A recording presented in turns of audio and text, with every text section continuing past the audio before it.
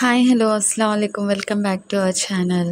So ఈరోజైతే morning breakfast puri with aloo curry చేశాను. పక్కా హోటల్ స్టైల్లో ఇప్పుడు స్ట్రీట్ ఫుడ్ ఉంటుంది కదా, బండి స్టైల్లో ఎలా ఉంటుందో అలానే సేమ్ చేశానండి. చాలా సింపుల్గా చేసేయచ్చు. పూరి అంటే వీకెండ్లోనే చేసుకోవాలి, చాలా టైం టేకింగ్ ప్రాసెస్ అనుకుంటుంటారు. బట్ పిల్లలకి కానివ్వండి, పెద్దలకి కానివ్వండి, అదే ఫేవరెట్ కదా. సో ఇలా చకచకా చేసేయండి, వాళ్ళు కూడా హ్యాపీగా ఫీల్ అయ్యి టమ్మీ ఫుల్గా తినేస్తారు. సో మరైతే పూరి ప్లస్ ఆలు కర్రీ ఎలానో ఈజీగా చేసేయటం చూసేద్దామా? అయితే వీడియోలోకి వెళ్ళిపోదాం, వచ్చేయండి. సో నేనైతే మార్నింగ్ టిఫిన్కి పూరి ప్రిపేర్ చేస్తున్నాను. దానికోసం ఏం చేశానంటే ముందు రోజు నైటే బఠానీలు ఉంటాయి కదండి, ఎల్లో కలర్వి బఠానీలు, వైట్ ఆర్ ఎల్లో ఉంటాయి కదా బఠానీలు, పచ్చి బఠానీ, అవి తెచ్చిపెట్టుకొని నైటే నానబెట్టేసుకోవాలండి. మీకు ఇష్టమైనన్ని నానబెట్టుకోండి. నేనైతే ఒక టీ గ్లాస్ అయితే నానబెట్టాను. మనకి ఇష్టం వచ్చినన్ని నానబెట్టుకోవచ్చు. చూసారా, ఇదిగోండి నైటే నేను బఠానీ అనేది నానబెట్టేశాను. నానబెడితే ఏమవుతుందంటే మనకి తొందరగా బాయిల్ అవుతుంది. సో నానబెట్టేశాను. అలాగే ఒక 1/2 kg వరకు పొటాటోస్ని కట్ చేసి వాటర్లో వేసి పెట్టాను, మళ్ళీ నల్లగా అవ్వకుండా. సో ఇప్పుడు ఏం చేయాలంటే ఈ నానబెట్టిన బఠానీలు ప్లస్ మనం కట్ చేసి వాటర్లో వేసి పెట్టుకున్నాం కదా పొటాటోని, ఆ రెండింటిని కలిపి బాయిల్ చేసేయాలి కుక్కర్లో. జస్ట్ 2 విజిల్స్ పెట్టండి చాలు. చూసారా, పొటాటోని హాఫ్ కింద కట్ చేసి వేసాను. అలానే దానిలోని ఈ బఠానీ కూడా వేసేస్తున్నాను అండి. మీకు ఇలా కలిపి బాయిల్ చేయడం ఇష్టం లేకపోతే సపరేట్గా అయినా చేసుకోవచ్చు, కానీ ఇలా చేసినా ఓకే, నో ప్రాబ్లం, బాగానే ఉంటుంది. ప్లస్ తొందరగానే కుక్ అవుతుంది. సో దీనిలో ఏం చేయాలంటే ఒక టీ స్పూన్ ఉంటుంది కదా, దాంతో సాల్ట్ ప్లస్ 1/2 teaspoon పసుపు వేసేసేసి లిడ్ పెట్టేయాలి. కుక్కర్కి పెట్టేసి 2 విజిల్స్ వచ్చే వరకు అయితే పెట్టాను నేను. 2 విజిల్స్ చాలండి. మనకు కావాల్సినంత మెత్తగా అయిపోతాయి. పొటాటో మెత్తగానే అయిపోతుంది, ప్లస్ బఠానీ కూడా మనకి కర్రీలో ఎంత అయితే మెత్తగా ఉడకాలో అలా ఉడికిపోతుంది. చూసారా, 2 విజిల్స్ అయితే వచ్చేసాయి.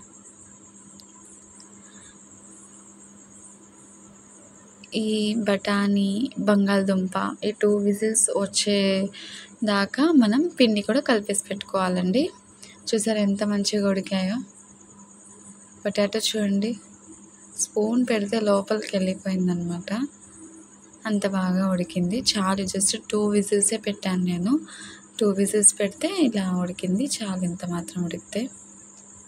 ఇప్పుడు ఏం చేయాలంటే పొటాటోని పొట్టు తీసేసి పక్కన పెట్టేస్తున్నాను. మొత్తం స్మాష్ చేసుకోవాలి కదా, సో అందుకని చెప్పి ఒక్కో పొటాటోని తీసుకొని, కాలుతున్నాయండి, సో అందుకని చెప్పి చిన్నగా పొట్టు అనేది తీసి పక్కన పెట్టేస్తున్నాను.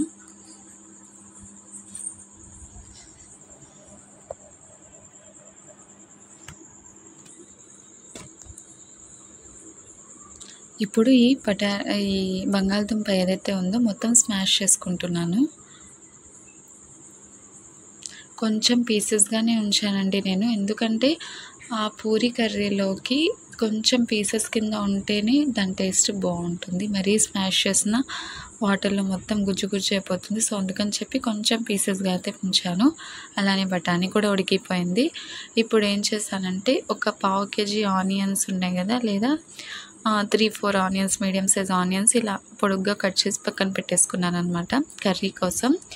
సో ఫస్ట్ అయితే మళ్ళీ అదే కుక్కర్ పెట్టేసి ఆయిల్ వేసేసి కరివేపాకు వేసి ఆనియన్స్ వేసాను.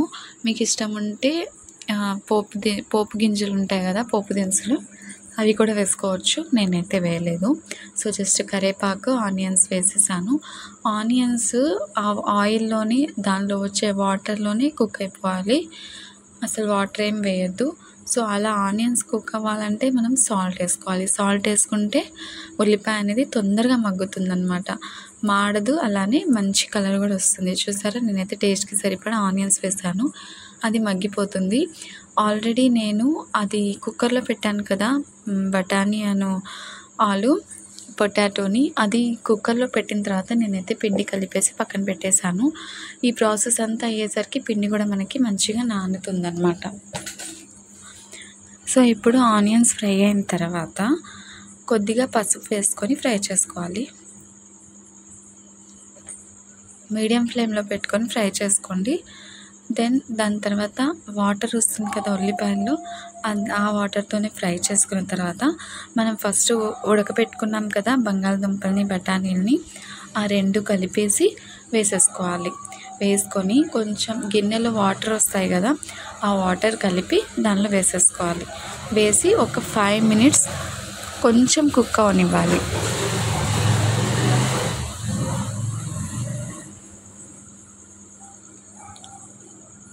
ఆల్రెడీ బాయిల్ అయ్యిందివే కదండి, బంగాళదుంప ఉడికింది, దాని తర్వాత బఠానీ ఉడికింది కాబట్టి ఒక 5 నిమిషాలు ఉడికితే చాలు. సో ఇది వచ్చేసేసి ఒక 2 tablespoons శనగపిండిని వాటర్లో మొత్తం కలిపేసేసి ఉండలు లేకుండా వేసేసుకోవాలండి ఈ కర్రీలో. చూసారా కర్రీ ఎంత బాగా వచ్చిందో. మీకు ఎంతైతే పలుచన కావాలో లేదు గట్టిగా కావాలో చూసుకొని కట్టేసుకోండి స్టవ్ అనేది. ఎందుకంటే మళ్ళీ దించిన తర్వాత అది శనగపిండి వేసాం కాబట్టి గట్టి పడిపోతుంది. నేనైతే చాలా గట్టిగా ఉందని చెప్పి జస్ట్ ఒక గ్లాస్ ఆఫ్ వాటర్ వేసాను అంతే. వాటర్ వేసిన తర్వాత కూడా ఒక 2 minutes మరిగించాను. సో అలా అయితే ఉంది కర్రీ, అంతే దించేసాను ఇంకా. సో ఫస్ట్ ఆల్రెడీ మనం పిండి కలిపేసి పెట్టుకున్నాం కదా, కర్రీ అయితే రెడీ అయిపోయింది. ఇంకా పిండి కలిపేసాం కదా, ఒక్కోటి పూరీలాగా ప్రెస్ చేసుకోవాలి.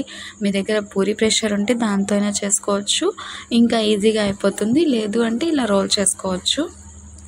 సో నేనైతే ఒక్కోటి రోల్ చేసుకుంటున్నాను. ఆల్రెడీ కర్రీ అయిపోయింది కాబట్టి ఎవరు తినాలనుకుంటే వాళ్ళకి ఫ్రై చేసేసి ఇచ్చేయచ్చు, ఈజీగా అయిపోతుంది అన్నమాట.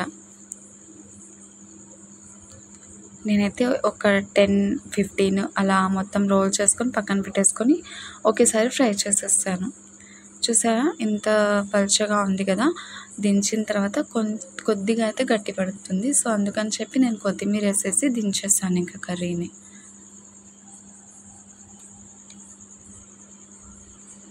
మరీ గట్టి పడిపోయిన తర్వాత దించేస్తే ఇంకా గట్టిగా ఉండిపోతుంది. సో అందుకని చెప్పి ఈ మాత్రం లిక్విడ్ ఉంటే చాలు.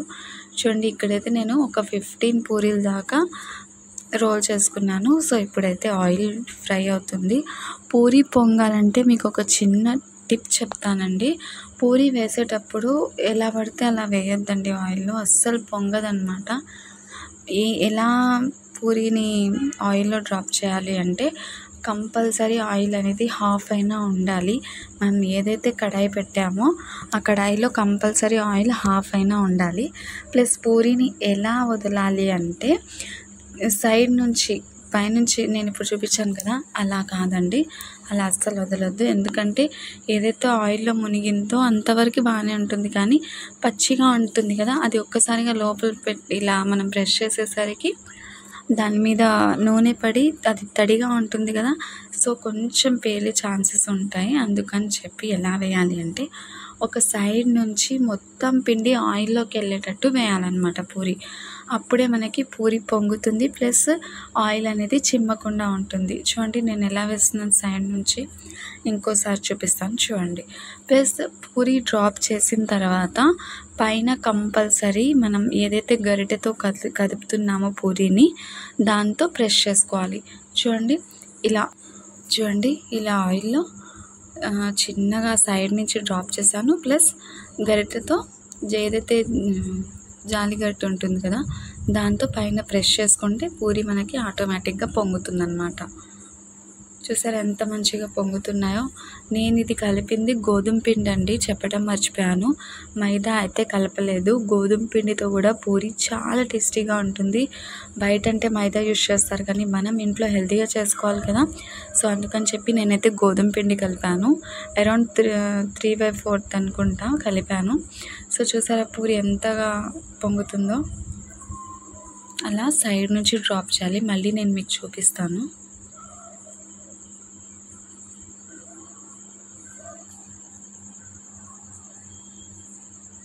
చూడండి ఇలా సైడ్ నుంచి డ్రాప్ చేసేయాలి.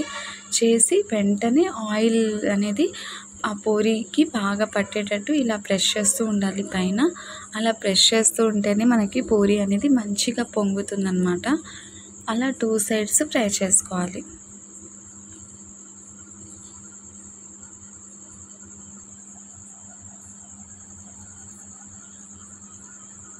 మీరు వేసే ప్రతి పూరి పొంగుతుందండి. ఇలా ట్రై చేసి చూడండి. ఈ చిన్న టిప్ ట్రై చేయండి. కంపల్సరీ ప్రతి పూరి మంచిగా పొంగుతుంది. చాలా టేస్టీగా ఉంటుంది. చూడండి ఇలా సైడ్ నుంచే డ్రాప్ చేయండి పూరీని. ప్లస్ ప్లస్ ఇది ఇలా ప్రెస్ చేయడం కూడా మర్చిపోవద్దు.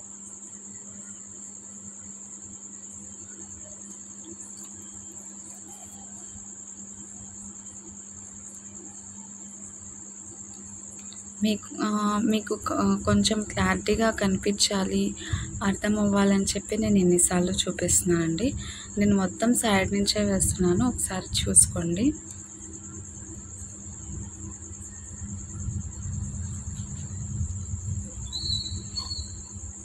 అదిగోండి చూడండి ఎలా సైడ్ నుంచి వేస్తాను. అలా వేసి పైనుంచి ఆయిల్ పడేట్టు ప్రెస్ చేస్తూ ఉండండి. కంపల్సరీ మంచిగా పొంగుతాయండి, చాలా బాగా వస్తాయి అన్నమాట.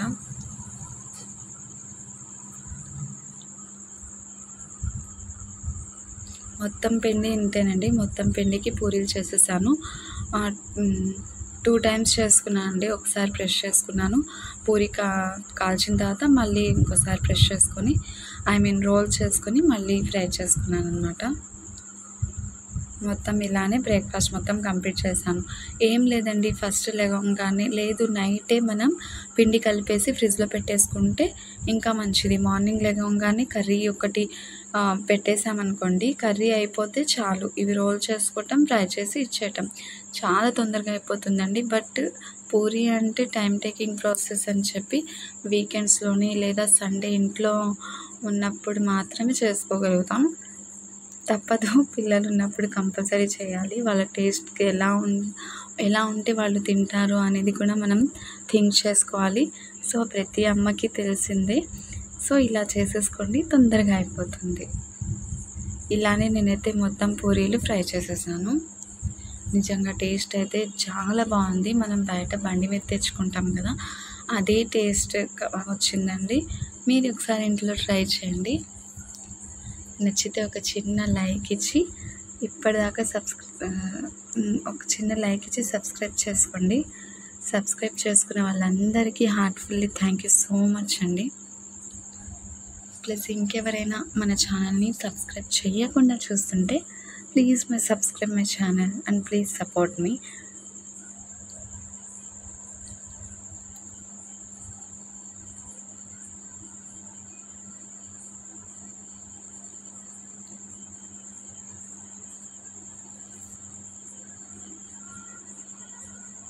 చూసారా, ఆలు కర్రీ కరెక్ట్గా ఆ టైంలో దించాం కాబట్టి మనకి అంత మాత్రం థిక్నెస్లో ఉంది.